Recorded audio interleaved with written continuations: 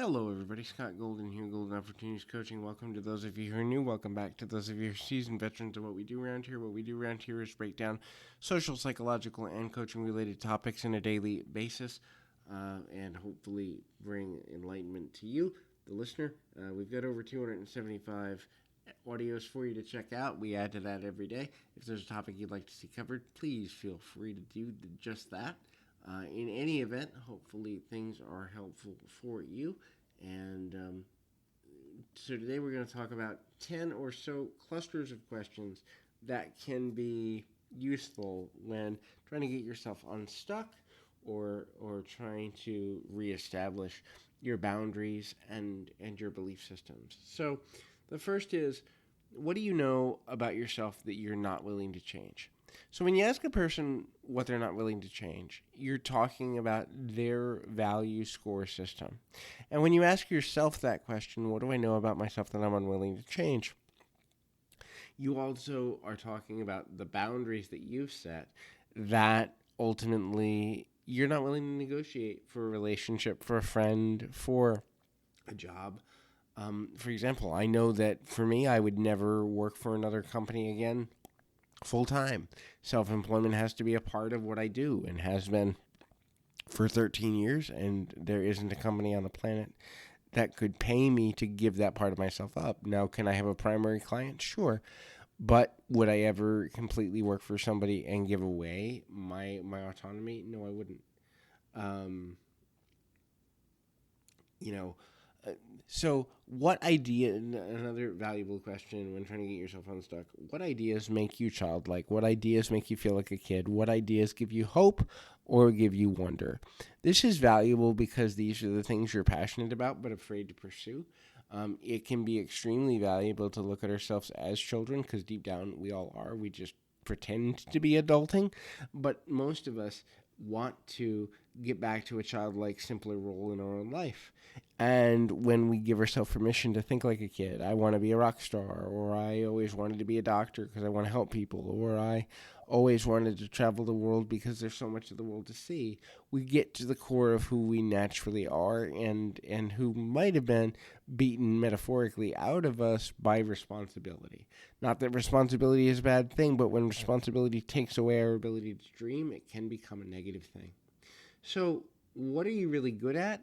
And what do you need to avoid? And how can you delegate the things that you don't enjoy? This series of questions, that cluster, is so valuable because what are you really good at? Knowing your strengths is just as important as knowing your weaknesses. Admitting your weaknesses and the things you're not willing to learn. I'm not good with technology. I've tried to learn it. I'm not good with it. I know that. And so I'm willing to delegate it away from myself. I'm also not particularly great at following up on phone calls that aren't directly related to clients.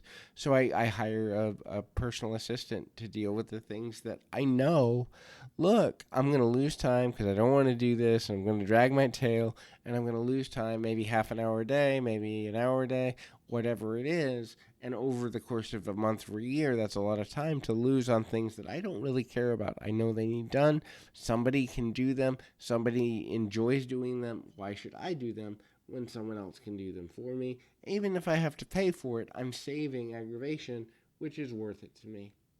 So, find if you were to build your legacy, what would it be professionally? And this is important because we all spend at least a third of our lives, if not more, some of us half of our lives working. And so legacy matters more than what you actually do. Do you want to be seen as a person that started a company? Do you want to be seen as a person that helped a million people? Do you want to be seen as a celebrity? Do you want to be seen as a person that helped a small group of people to do something really big for them? Do you want to be seen as a creative and have your art or work remembered for generations?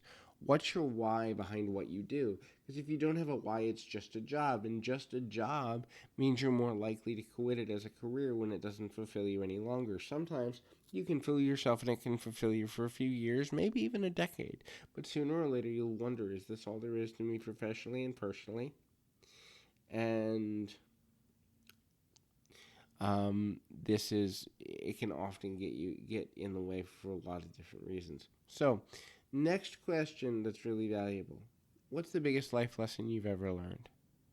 So the biggest life lesson you've ever learned is going to be one of two things. Something that keeps recurring in your emotional life that you need to address and finally come to terms with, or the biggest bit of encouragement you ever received that you can draw on when you're in your dark moments of the soul, when you're ready to quit, when you're ready to doubt yourself. I know what mine were. I've had probably half a dozen or so, and they're at different stages in my life. But the more you can kind of connect with those bits of knowledge, the easier it is to go, this is what I need to work on. Here are my blind spots, and here are the places I can go within myself when I feel like I'm losing everything. So another question is, how much influence do other people have over my life, and how much am I willing to let them have? So how much influence do other people have over my life? This talks to and speaks to the value of relationships in your life, but also the boundary or lack thereof. If the only way you're going to do something is if your wife is happy, or if your kids are happy, or if your parents are happy, you may be missing out on life experiences that ultimately may be part of your calling in life, but if you let them go, you're only doing it to please somebody else. And that's not to say that that isn't valuable in the short term. Certainly, if we're taking care of someone who's sick, or we're taking care of young children, or we're making sure to catch up on our bills. Trust me, I've got enough debt. I don't want to be doing that anymore.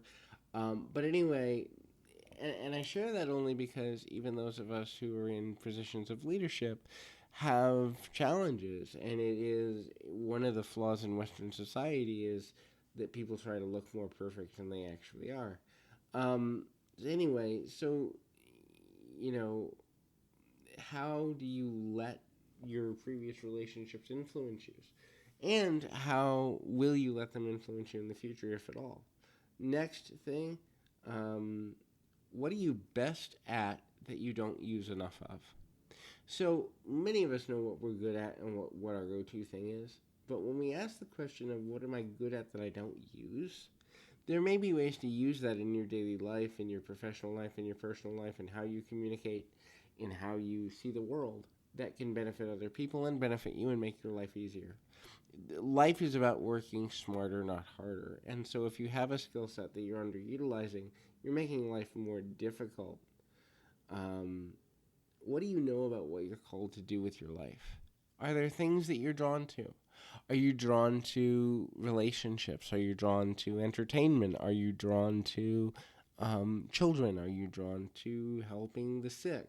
What is your draw? Where do you always find yourself?